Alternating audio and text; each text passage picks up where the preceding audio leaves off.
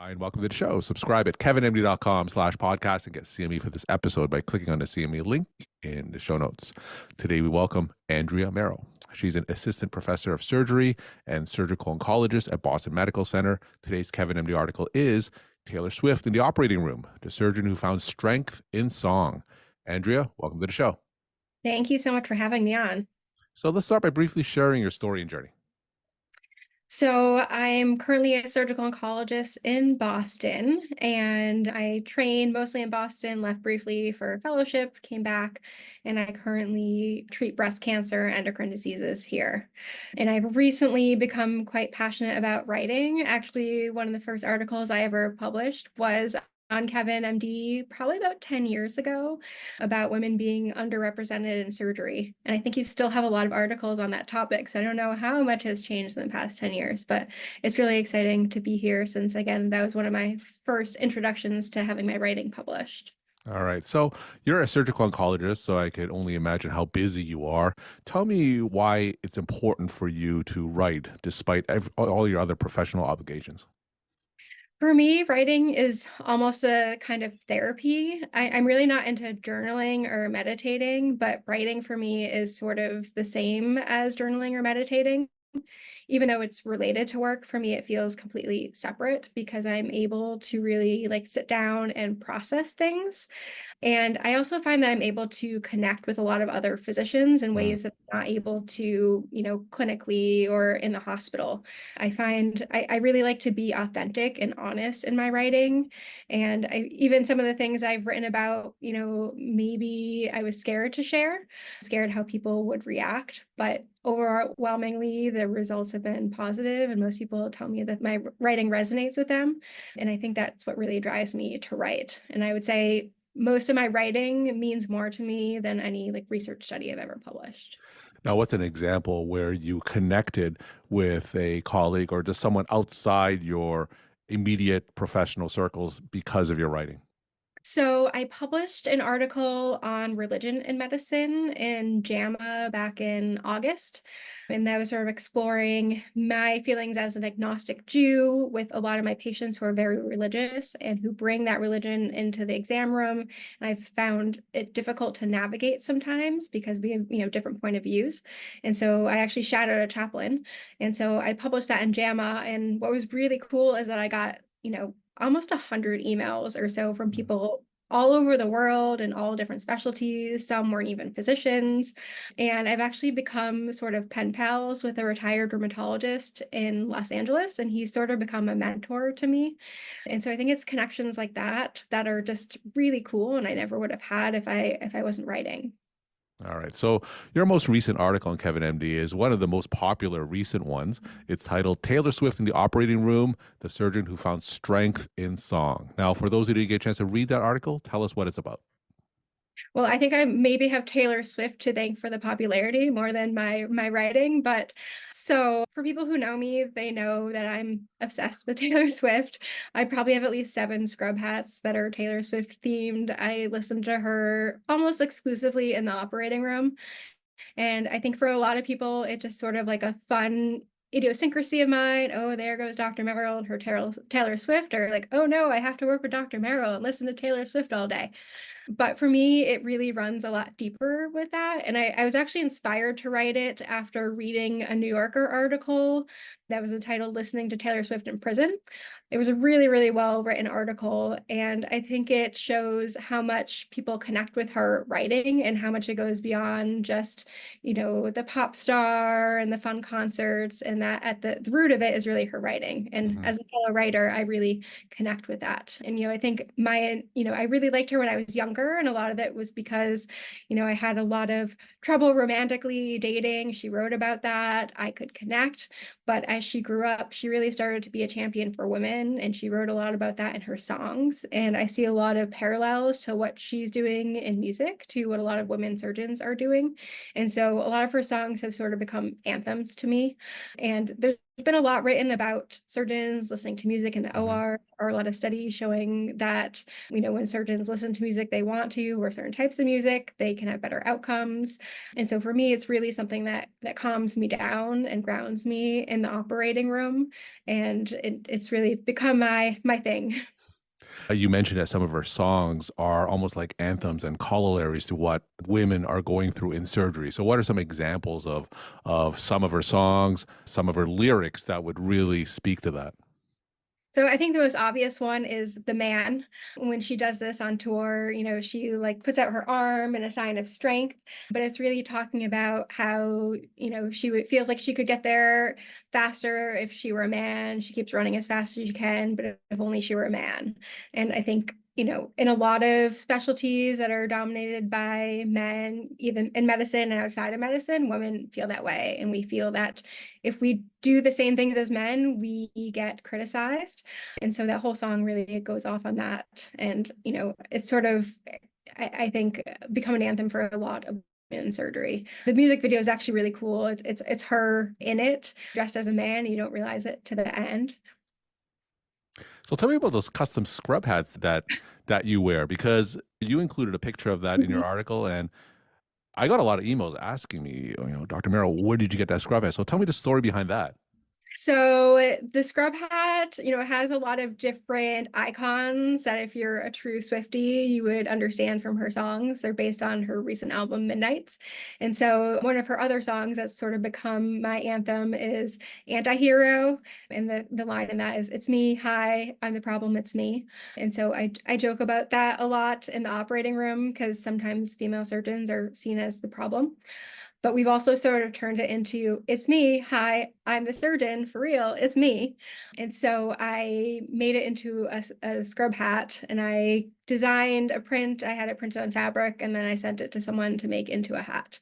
I may start selling it on Spoonflower and like donate the proceeds, but I'm just testing it to make sure the fabric is okay. So tell us, as your journey as a surgeon progresses, how has the music of Taylor Swift specifically kind of helped you on this journey? Give us more examples of that. So, again, early on, I think it was more kind of my dating life that I identified with it. But since becoming a new attending, it's been very challenging. I think there are a lot of challenges when I became a new attending that I wasn't quite aware of when I was a trainee. Like you don't really see the full picture until you really get there. And I think starting as a young female who looks young, I started in the middle of a pandemic with major staffing shortages, which really affected the entire nation. It's been challenging. And so for me, Taylor Swift represents women trying to make it in this world despite a lot of criticism. And I think as women surgeons, we get that a lot. Oftentimes we're too bossy or too Mhm. mean when we're really just asking for things that we need, but we're seen as high maintenance or bitchy. And she's been called all of those things. And she just rises above it. She's like, "You're going to call me mean? Okay, I'm going to go make a song called Mean. You're going to call me this? I'm just going to make a song about it and make $1 billion and become the biggest pop star in the world." And so that's sort of what I'm trying to do is despite all the excess noise, continue doing what I do best, which is taking care of my patients and trying to be a good role model for other female surgeons coming along. So give me an example of how you moved the needle in that respect. Have you affected any change because of what you've been doing? I don't know if I've affected, change that you can really put on a CV or list that way, but I hope that the things that I say and the things I write about resonate with people, and people have told me that they really like the balance that I strike between sort of confrontational and taking a step back. And I do a lot of mentoring activities. I'm the faculty advisor for the Association of Women Surgeons Medical Group, and so I have a lot of students coming to shadow me. And, when there are instances of gender bias, I point it out to them. And, when I struggle with things, I point it out to them. I want them to know that, being a surgeon is great, but there are some really real challenges. And so I try to highlight some of the things I didn't quite realize when I got into this myself. So when you have Taylor Swift playing in the background when you're operating, do you have several playlists? Do you have different songs depending on the surgery? How do you decide which of her songs to play? A lot of it depends on my mood. So I have one that's like all of her albums together. I have one that's the Eras concert. So when I was like getting ready to go to her concert, which I went to in June, I played that one over and over again. Sometimes I just play the album. If I'm feeling really nice, I'll put on my OR playlist that isn't all Taylor Swift, but has some other songs on there as well. Now, for those who aren't familiar with music in the OR, does a surgeon have full jurisdiction in terms of who controls the music? I mean, I think it really depends on who you are and where you are. For me, I have always picked my music in the operating room, and most people seem to be okay with that. I know that there are other surgeons who think that everyone in the room should be comfortable and would prefer someone else to pick. Again, for me, I am the surgeon of record. My name is on the chart. If something happens, I'm the one who gets sued. And again, it's been very chaotic recently in the operating room, just with everything going on. I think it's that way everywhere, that the music is sort of like the one thing I can really control and really grounds me and calms me down. And so as long as someone is like, isn't like, I hate this, I can't function, I'm gonna play my music. Every so often I'll put on some other things that people like, but generally I like to control it. And I usually play it at a, reasonable level so that's not distracting. And obviously if there's any emergencies, we would turn it off immediately. Now, on a broader scale, tell us about the relationship surgeons have with music. I've certainly read this in many articles, but speak to it personally. Like, what is that relationship between surgeons and music, and when they operate? I mean, I've seen surgeons kind of throughout my training have different identities with music. Some are really into it. Some surgeons don't like to operate at all. I wrote in the article about a surgeon who would like pimp us on the music, Mhm. which, I didn't know the era of history he was asking me about. So I really just wanted him to talk to me about surgery. But I think a lot of surgeons, really feel strongly about their music choice in the operating room. And, I actually posted this on one of the general surgery forums through the American College of Surgeons, and I had many surgeons writing in. Some were like, oh, I used to bring my cassette player to the Mhm. OR, and, talking about all the music that they listen to. For me, some of the songs on one of my playlists is, music that I remember my mentors playing.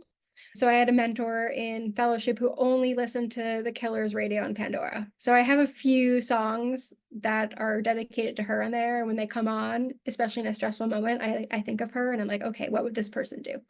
And so I think for most of us, we're really connected to the music. I know many physicians who are musicians. I actually have a Mhm. blog called Scrubbed Out Surgeon that highlights surgeons who are creative and have creative hobbies, either in music or art or other things outside of medicine.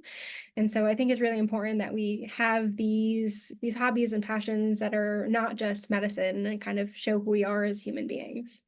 So, after you wrote this article, tell us some of the responses you received.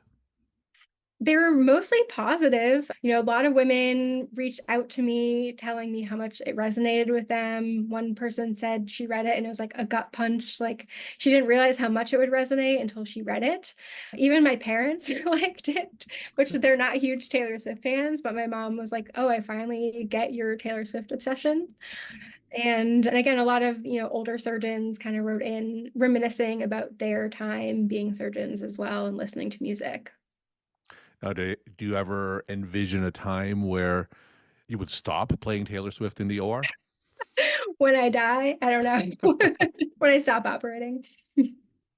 We're talking to Andrea Merrill. She's an assistant professor of surgery and surgical oncologist at Boston Medical Center.